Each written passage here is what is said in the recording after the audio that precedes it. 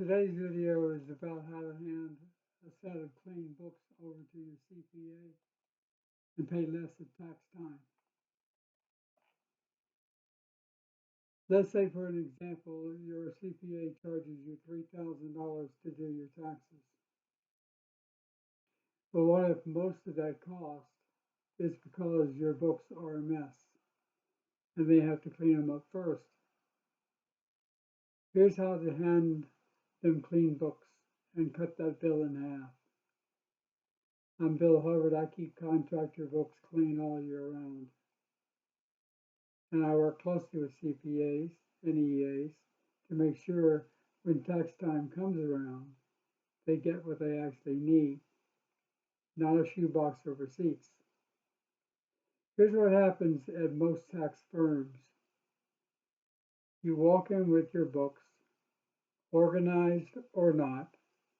The CPA opens up your QuickBooks and he finds chaos, or she does.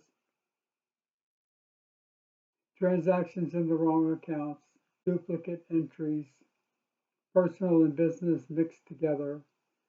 So they spend 40 hours cleaning it up before they can even start your actual return. And you're paying for every hour of that cleanup.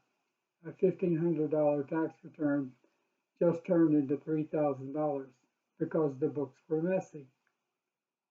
Here's how to hand them clean books. This is exactly what I do for my clients before they go to their CPA. Step 1, reconcile to the bank. Every transaction in your QuickBooks should match your actual bank statements. Your bank account should be reconciled to the penny, and that's really not negotiable. When you do that, the CPA knows your data is accurate. Step 2, separate business and personal. Everything personal is out of the business accounts. Everything business is clearly separated. No guessing, no detective work. Step 3, categorize everything correctly. Every expense is in the right account. In other words, supplies are in supplies, labor is in labor, travel is in travel. There's not guessing. The chart of accounts you used is your map. Step 4, document everything. Keep your receipts, invoices, and bank statements organized. When the CPA has a question, you have proof. Step 5, prepare a summary. Go into your QuickBooks and run a clean set of reports. Profit and loss, or P&L, balance sheet, aged receivables.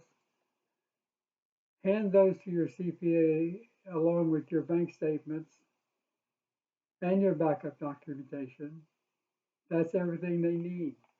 When you do this, the CPA spends maybe 2 hours reviewing and filing, not 40 hours cleaning, and your bill drops. I've seen CPAs charge $500 to file a clean return and $2,000 to file a messy one, same return. Differences in the books. Clean books aren't just good for you, they're good for everyone in your financial life. Lenders, investors, CPAs, EAs, they all work together and charge less when you show up organized. Make it and keep it. See you in the next one.